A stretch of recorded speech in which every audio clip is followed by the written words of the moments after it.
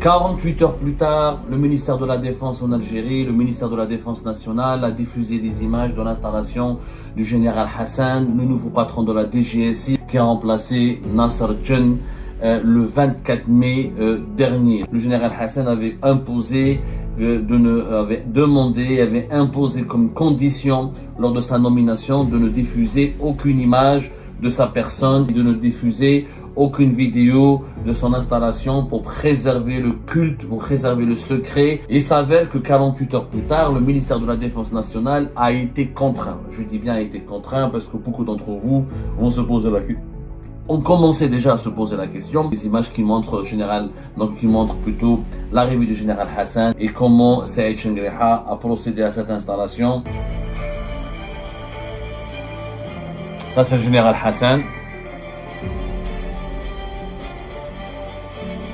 Il y avait donc deux gros plans sur Général Hassan, Nasser Djen. Général Hassan, c'est lui qui est chauve, avec des lunettes. Nasser Djen qui est connu parce qu'il a fait déjà plusieurs apparitions publiques. Le ministère de la Défense nationale, encore une fois, a été contraint. Pourquoi il a été contraint? Parce qu'il y a eu trop de rumeurs.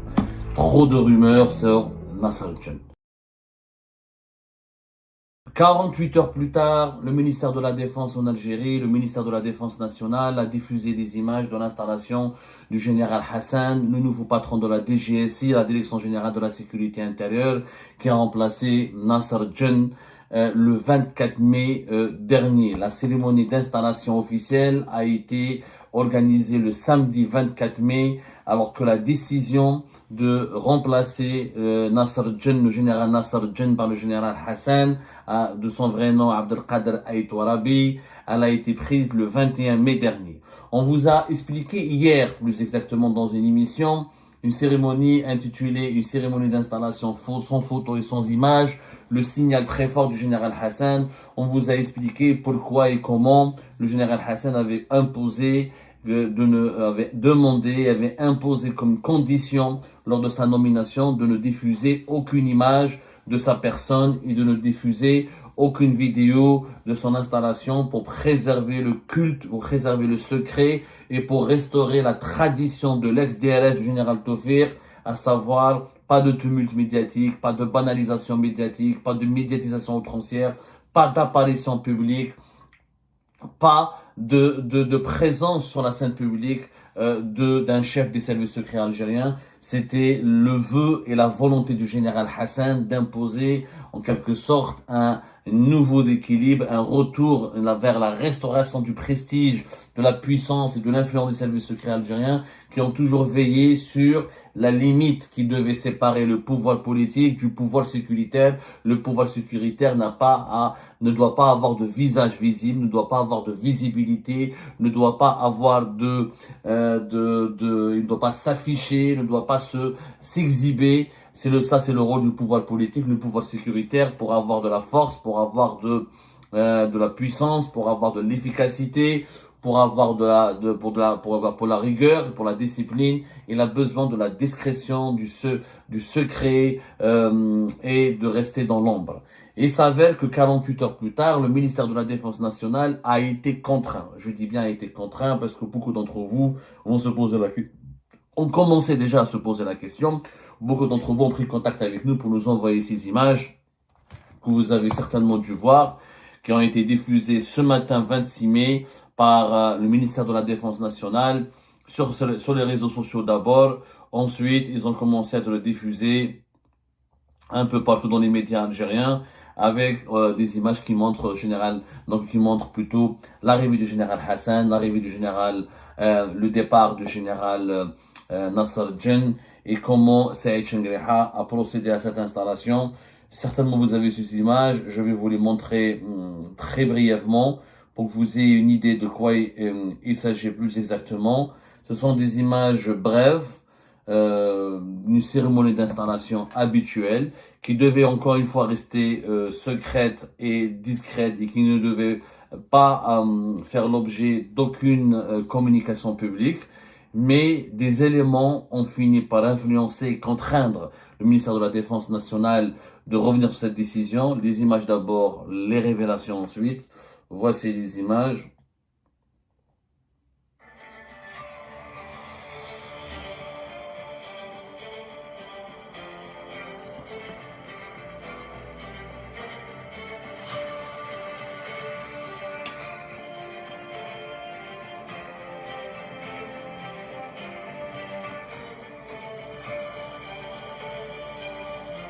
Ça, c'est le général Hassan.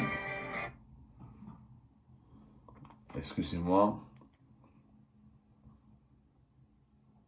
Ça s'est coupé. Donc, le général Hassan a été montré. Je refais.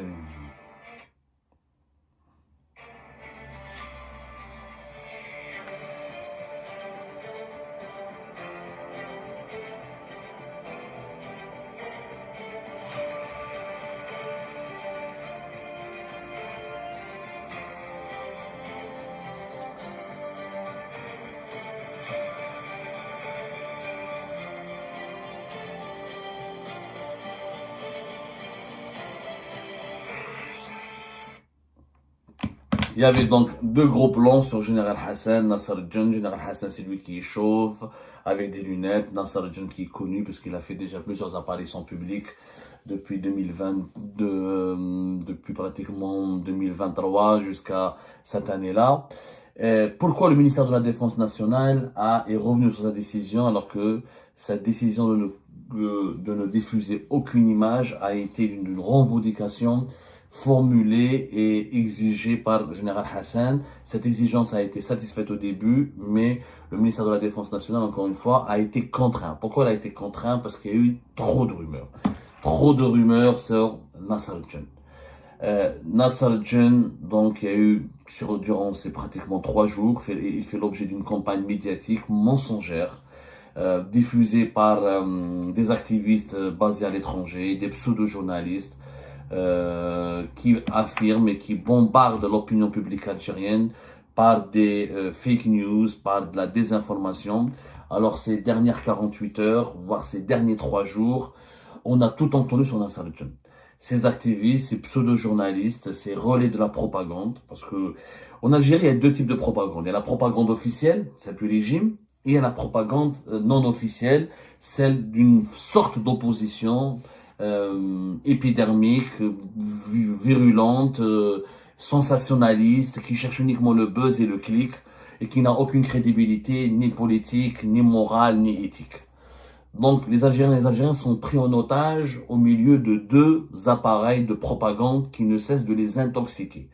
Le pouvoir les intoxique pour les manipuler, pour leur faire croire, pour leur imposer uniquement sa version des faits. Une certaine opposition, maladroite et malsaine, et qui n'est pas et malhonnête surtout, les bombarde et les intoxique pour pour imposer un certain narratif et certaines informations qui ont uniquement pour but de déstabiliser, d'invectiver, d'injurier, de noircir et de discréditer. Alors, c'était quoi cette propagande qui a été lancée de ça 3 jours? Ce sont des fake news qui ont fait croire aux Algériens et aux Algériens sur les réseaux sociaux que Nasser al-Djinn aurait été arrêté, que soi-disant Nasser al-Djinn a été convoqué au CPMI par la sécurité militaire. Alors, on a dit que Nasser al-Djinn a été déjà emprisonné, placé en détention. On a raconté aussi que Nasser al-Djinn fait l'objet de poursuites judiciaires pour des faits très graves. Des informations ont circulé même, ils ont même fait croire, il y a même des rumeurs qui affirment que Nasser al-Djinn aurait été le cerveau d'un coup d'État qui a été déjoué à la dernière minute. Un coup d'État qui a été déjoué à la dernière minute. Donc, on a raconté tout et n'importe quoi sur Nasser al-Djinn. De toute façon, Nasser al-Djinn, je crois, c'est le personnage qui a suscité le plus de fake news, de désinformation, de rumeurs, qui a vraiment travaillé l'imaginaire, il est devenu un mythe médiatique. On a raconté tout et n'importe quoi, depuis son arrivée à la Casa Nantar en 2021, jusqu'à son départ. Nasser al-Djinn, il a été dans toutes les rumeurs. Je dis bien toutes les rumeurs. Et des rumeurs les plus affolantes. Il n'y a pas un moment de novembre 2021 jusqu'à aujourd'hui, jusqu'à fin mai 2025, on a associé Nasser al-Djinn à tous les scénarios de cinéma que même Hollywood ou Netflix ou Amazon Prime n'auraient pas pu imaginer. Coup d'état déjoué, torture, viol, des assassinats, des enlèvements, des séquestrations. Nasser Al-Jen a été cité comme étant le principal responsable de la dégradation des relations entre l'Algérie et la France. On a dit que les influenceurs algériens en France qui voulaient commettre des crimes et tuer des opposants algériens et appeler à tuer ou à agresser des opposants algériens sont manipulés par Nasser Al-Jen. L'affaire MDZ, Galaxy Nasser Al-Jen. L'affaire des Rotaillot, c'est Nasser Al-Jen. Le Mali, le Niger, c'est Nasser Al-Jen. La couche d'ozone. Ils ont juste manqué de dire la couche d'ozone. Le réchauffement climatique, c'est Nasser Al-Jen. Les prix du baril du pétrole, c'est Nasser Al-Jen. La guerre commerciale lancée par Donald Trump, c'est Nasser Al-Jen. C'est du n'importe quoi. C'est des fake news. Le gars, d'abord, je tiens à préciser que, comme le montrent ces images, Nasser Al-Jen a participé à une cérémonie d'installation de Général Hassan, comme le prévoit le protocole. Il y avait une passation de consignes. Et la cérémonie s'est très bien déroulée, que Nasser Al-Jen n'a été arrêté ni avant, ni après cette cérémonie, qui n'a pas été convoqué ni par le tribunal militaire de Blida, ni par la direction centrale de la sécurité militaire. Il n'est pas placé sous contrôle judiciaire. Il ne fait pas l'objet de poursuites judiciaires. Pour le moment, en tout cas, il n'y a absolument rien qui démontre ou qui prouve que il n'y a rien qui met en cause Nasser Al-Jen dans un quelconque crime ou dans un quelconque dossier judiciaire ou un dossier politique. C'est tout. Il faut arrêter de raconter n'importe quoi et surtout, s'il vous plaît, de grâce, il faut arrêter de croire en n'importe quoi. Filtrez vos sources d'informations. Arrêtez cette addiction. Nos compatriotes, les Algériens et les Algériens sont victimes d'une véritable addiction aux réseaux sociaux. Ou sur TikTok, sur Instagram, sur Facebook. Il fait une vidéo, il fait un petit montage avec l'intelligence artificielle ou là avec un peu de montage Photoshop.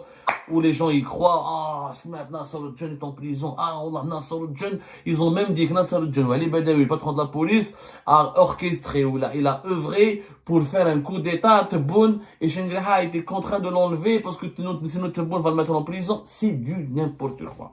Nasser Al-Jen, alias Haddad Abdelkader, a été remplacé par celui qui l'a formé. Général Hassan, c'est le père spirituel de Nasser Al-Jen.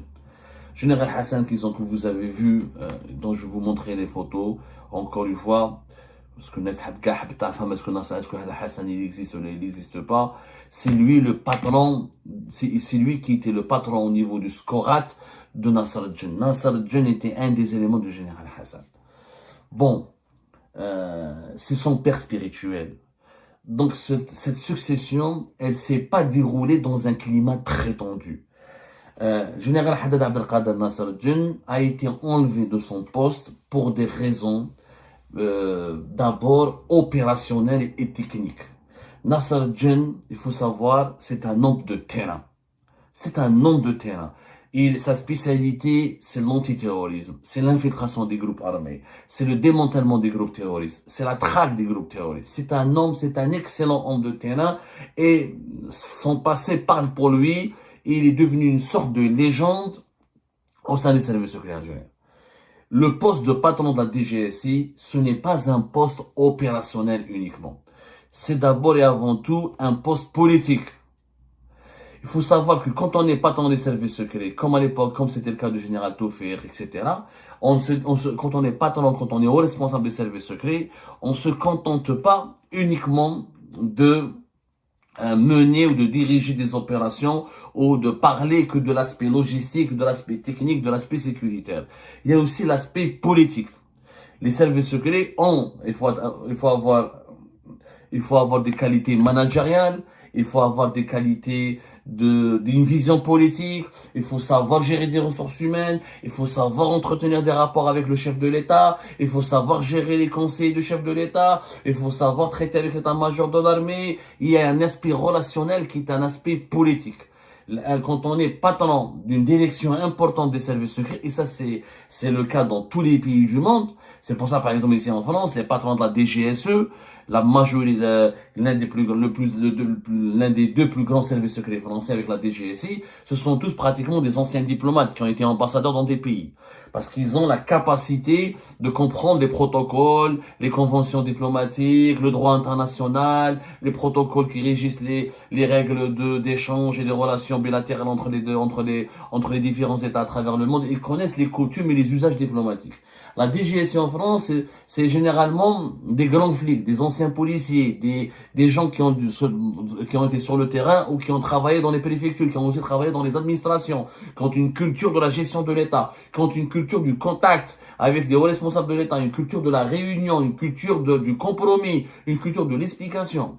Nasser Djen, général Haddad Abdelkader, c'est un homme de terrain, un homme opérationnel. Il est bon pour l'opérationnel. Il lui manquait cet aspect, cette culture politique, cette dimension politique dont l'Algérie a cruellement besoin pour gérer en ce moment les défis extérieurs et intérieurs ou les menaces extérieures et intérieures qui la fragilisent. C'est pour ça qu'ils ont ramené le général Hassan, qui lui a sa dimension politique, parce qu'il était le bras droit du général Toufir.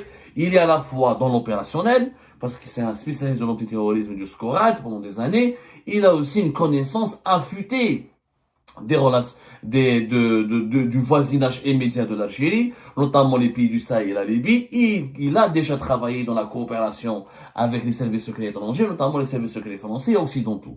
Donc il a ce bagage politique. Il a ce bagage relationnel qui lui permet d'occuper ce poste de chef de la DGSI. C'est ça la seule différence, Ben Nasser Djen. Plus d'expérience pour Hassan, une meilleure maîtrise des langues étrangères pour Hassan que pour Nasser Djen. Nasser Djen, un excellent gars de terrain, un excellent chef. C'est comme dans un club de football, vous avez l'entraîneur, vous avez le président du club. Nasser Djen, c'est un excellent entraîneur. C'est un gars charismatique, il gère ses troupes sur le terrain. Maintenant, poste de chef des services secrets, il suffit pas de gérer ses troupes sur le terrain, il faut représenter l'État, il faut être dans la manigance, il faut être dans le calcul, il faut être dans le machiavélisme, il faut être dans la négociation, il faut avoir de la ruse politique. Et ça, c'est pas un politicien, c'est pas un politique, Nasser Djen. Alors que Hassan sait ce que c'est que la politique. Il sait ce que c'est de traiter avec les services secrets étrangers. Il sait ce que c'est de parler au chef de l'État et gérer l'entourage du chef de l'État. Nasser Djen, خاصته cette maturité politique. وماراهوش عيب. Chacun a ses qualités, a ses défauts. Nasser Djen a des qualités et des défauts. Hassan a des qualités et des défauts. Moi, je vous parle en toute objectivité. Moi, on n'est pas là pour diaboliser. La presse engagée, un journaliste engagé, n'est pas un journaliste là pour insulter, pour diffamer. Bien sûr, Nasser Djen a ses torts et il a ses qualités. Le général Hassan a ses torts et ses qualités. Mais je vous explique la vérité. Pourquoi Hassan a été ramené maintenant? Parce que il a le bagage politique, il a le relationnel, il a le carnet d'adresse, il a l'expérience.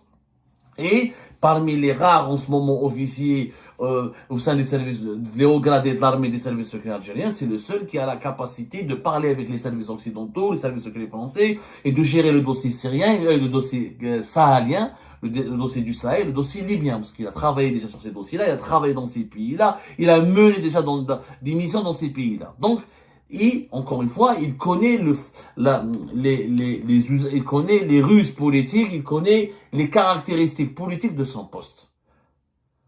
Avec la différence, Bino, Nasser Djen. Nasser Djen, maintenant, il a fait de son mieux. Il a géré la période des élections présidentielles anticipées. On lui reproche d'avoir été trop proche des conseillers de Tebboune, de ne pas avoir su gérer les relations avec certains conseillers de Tebboune, parce que justement, il n'a pas cette expérience politique, parce que c'est un militaire discipliné. Voilà, il n'a pas l'habitude de traiter directement avec le chef de l'État et le chef d'état-major de l'armée. Il vient d'un autre, il a évolué toute sa vie dans une autre organisation hiérarchique. C'était son premier poste. C'est son premier important poste de diriger la DGSI. Auparavant, il était à Antar. Le Nasser Djen de Antar avait une autre charge de travail, avait une autre mission, diriger la DGSI, toute la DGSI, c'est-à-dire avec l'ensemble de toutes ses directions, ses services. C'est un défi, c'est un engagement beaucoup plus important que celui de gérer uniquement Antar. Donc, le régime algérien était obligé de changer, obligé de faire des changements. Comme il sera obligé de changer le patron de la police, comme il sera obligé, c'est pas une purge. Cette fois-ci, c'est pas une purge pour la vengeance. Ce n'est pas un clan qui remplace un autre. Ça peut être interprété comme cela. Ça peut donner l'impression que c'est un clan qui est en train de tomber au détriment d'un autre. En réalité, cette fois-ci, ce sont des changements qui obéissent à une nécessité de survie. C'est tout le régime qui doit survivre avec tous ces clans. La survie du régime algérien, aujourd'hui, nécessite le placement de nouveaux patrons, de nouveaux directeurs qui sont capables d'abord de faire face, de comprendre les menaces extérieures, de coopérer, de négocier avec des instances de puissance étrangère, de gérer, d'adopter une nouvelle stratégie de gouvernance qui doit d'abord tenir compte des menaces extérieures et de leur impact sur l'intérieur du pays. Aujourd'hui, le problème du régime algérien, c'est son isolement. Ce n'est plus, il n'y a plus de Hirak. La population algérienne, elle est pratiquement, elle a cédé, elle a renoncé au Hirak, elle a renoncé à l'opposition jusque-là, elle a renoncé à l'engagement à la contestation populaire. Le problème du régime algérien aujourd'hui, il est sur deux plans. Il est diplomatique et économique. Diplomatique, le pays il est isolé, encerclé par des adversaires. Tebboune a fait de très mauvais paris qui se sont soldés catastrophiques pour le pays. On a perdu sur le dossier libyen, sur le dossier du Sahel, sur le dossier des monarchies du Golfe, une grave crise avec la France et les pays et l'Union européenne, et surtout qu'il y a une froideur de la part de la Russie, il y a un désintérêt de la Chine vis-à-vis de l'Algérie. Donc, isolement, encerclement, recul et déclin diplomatique, et des menaces et un nouvel ordre mondial qui est compliqué dans lequel l'Algérie n'arrive pas à trouver sa place. Quelqu'un comme le général Hassan et d'autres qui vont venir par la suite, parce qu'il y aura d'autres changements qui sont inévitables. Le régime n'a pas le choix, ou il change ou il disparaît.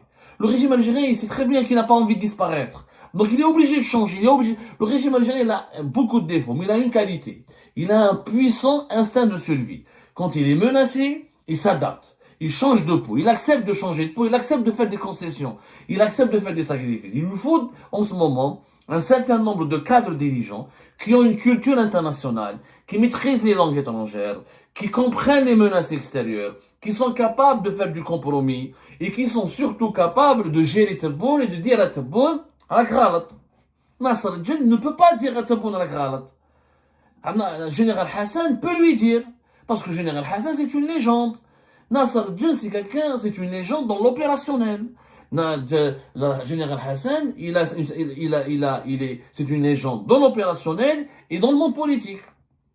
C'est quelqu'un qui a fait un bras de fer avec Gaïd Saleh, c'est quelqu'un qui n'a jamais trahi le général Toufir, qui n'a pas jamais renié ses principes. Il a beaucoup de défauts aussi, mais il a aussi ces qualités-là. C'est qu'il peut dire à Tebboune, à ce président, ça c'est une erreur. Hadi c'est machi hakda, hadi machi hakda. Voilà. Chacun, en réalité, dans certains postes sensibles, il faut choisir les profils ou qui ont certaines qualités requises pour un contexte bien précis. Le contexte que traverse aujourd'hui l'Algérie nécessite une mue profonde au sein du régime. Sinon, son isolement, son encerclement va s'aggraver et ensuite il y aura la situation économique du pays qui va se détériorer. Le régime il a bien vu que les prix du baril du pétrole ne vont pas remonter, que les prix du gaz ne vont pas remonter, que la population va atteindre bientôt 50 millions d'habitants, que l'économie elle est en panne, et que si l'Algérie ne se réconcilie pas, n'arrive pas à avoir de bonnes relations avec la Russie, la Chine, les États-Unis et l'Europe, elle pourra pas attirer les investissements, elle pourra pas améliorer son économie et elle ne pourra pas donc assurer la sécurité du pays. Donc le régime n'a pas le choix. Et ben c'est la fin de cette vidéo les amis. Je vous remercie comme d'habitude pour avoir suivi jusqu'à la fin. N'oubliez pas de nous laisser vos commentaires et vos réactions sur la vidéo et de vous abonner à la chaîne si vous n'êtes pas encore abonné. Donc voilà, merci beaucoup pour votre soutien et vos abonnements. Et merci aussi pour vos commentaires et vos discussions très animées dans la section des commentaires. Donc, vous n'oubliez jamais de décortiquer bien un sujet sur tous les points qui ont été abordés dans la vidéo et ça fait vraiment plaisir quand moi-même je ne fais pas de commentaires, je m'appuie sur vous pour que vous puissiez bien expliquer les choses et en faire des discussions civilisées et dans tout le respect possible. Donc voilà, merci beaucoup et à la prochaine dans une nouvelle vidéo. Au revoir.